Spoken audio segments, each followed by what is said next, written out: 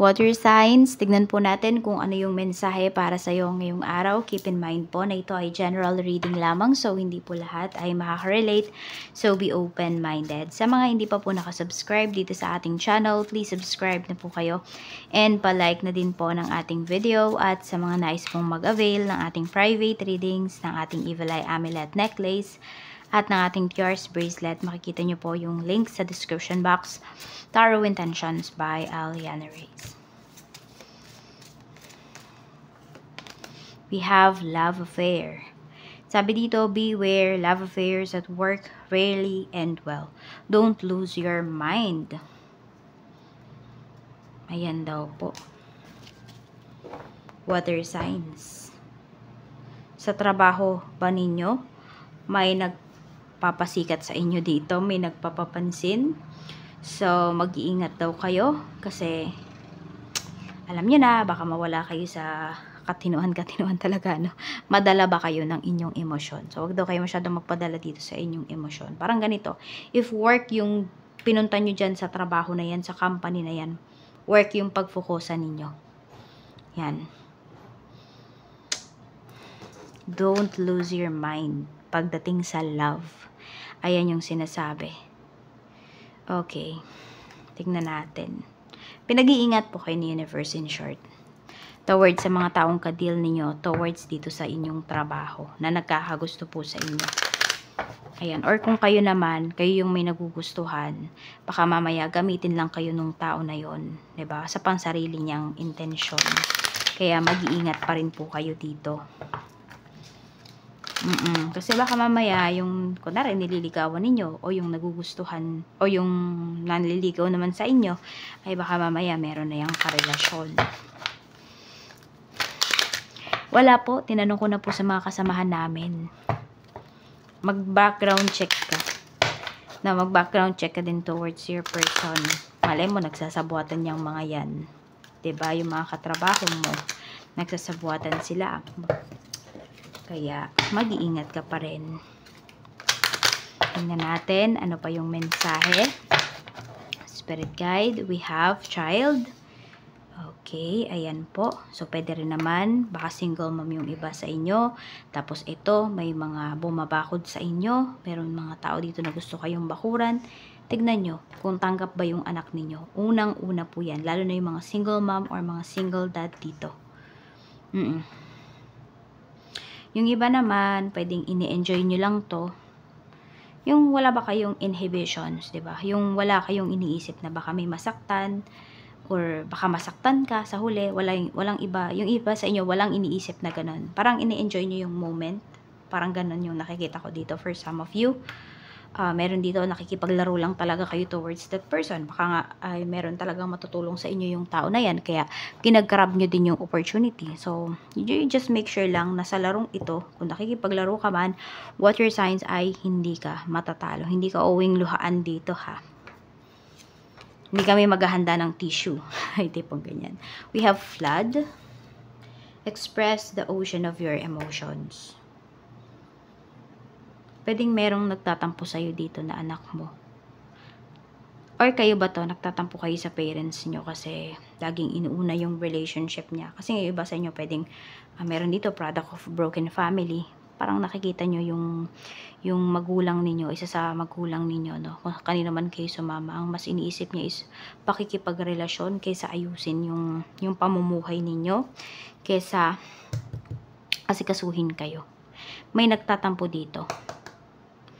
Ayan, pwede rin naman baka apo mo to, na ikaw yung nag-aalaga ngayon, tas yung parents niya, naghiwalay, tipong ganun. We have airplane. Ayan, spread your wings and fly, sabi po dito. So, yung iba nga sa inyo, parang ine-enjoy nyo na lang talaga yung life ninyo. Yun yung nakikita ko. Or pwede rin, meron kayong pinaplanong travel, ngayong bago matapos ang 2024. We have money. Ayan po. Okay. So, pwedeng may magtatrabaho dito sa malayo. Sacrifice talaga. For some of you, sacrifice na malala talaga para naman sa inyong pamilya. Para sa future po ninyo. We have key. So, ito na. So, pwedeng ang may dumarating dito na opportunity para sa'yo. water signs, no, para makaahon ka sa buhay, makaangat-angat yung iba sa inyo. So, grab nyo daw yung opportunity na to. Kasi, pwedeng kusa pong lumalapit sa inyo yung opportunity. Okay? Kung tao yan, yung kusang lumalapit sa inyo, kilalanin nyo po. Kung opportunity ito, i-consider po ninyo, reviewin ninyo, tignan ninyo kung ano ba yung pros, ano ba yung cons, ano ba yung mabe-benefit mo towards dito sa trabaho na to or towards sa opportunity na ito. So, tignan natin ano pa yung mensahe. We have fire. Ayan. So, very intense. Siguro, ano nyo to? Twin flame nyo to. Yung karelasyon ninyo ngayon or yung may gusto sa inyo. Kaya ayaw kayong tigilan kahit na kunwari siya yung may karelasyon na kaya ayaw kayong tigilan. Kasi twin flame nyo yan. Ganun talaga. May mga twin flames talaga na nagkakakilala sila. Minsan nga iba married pa eh. Married sila parehas, tas tsaka lang sila nagkakilala na twin flames. Pero ayun, kung nasa matinong state naman kayo ng life, ng isipan po ninyo, diba? So, wag kayong pumatol pag ganyan. Pero baka kasi may madala dito ng bugso ng damdamin niya. Yan, oh. May init kasi na pinapakita dito. So, very intense talaga yung nafe-feel ninyo towards sa isa't isa. Pero sabi nga is, don't lose your mind. Diba? Alien. Diba? Hindi mo pa talaga totoong kakilala yung taong to. Or for some of you po, baka bata pa lang yung anak ninyo, umalis na kayo. So, parang alam mo yung wala kayong nabuong bond, para kayong strangers ngayon sa isa't isa. So, wag nyo pong hayaan talaga yan, ha? Or, if may pagkakataon pa po kayong bumawi, para sa inyong mga anak, bumawi po kayo. Wag nyo hayaan na mawala na lang kayo pares dito sa mundo na strangers yung tingin ninyo sa isa't isa. So, mag-bonding po kayo dito. Yan, o. We have dog. Okay. So, ito, baka nga pupunta yung iba sa inyo sa ibang lugar, sa ibang bansa. Mag-iingat po kayo, ha. Wala kayo dapat masyadong pagkatiwalaan dyan. Ang kakampi nyo lang po, isipin nyo talaga, ang kakampi nyo lang is yung sarili ninyo. Be your own best friend. Huwag kayo masyadong mag-expect towards other people na kung ano yung binibigay nyo, ganun din yung ibibigay nila sa inyo. Hindi. Hindi po yun ganun. Para hindi kayo masaktan. Diba? Ganun po. We have school. Okay. Uy, meron dito. Meron ba dito stewardess, pilot, ganyan. Ayan po.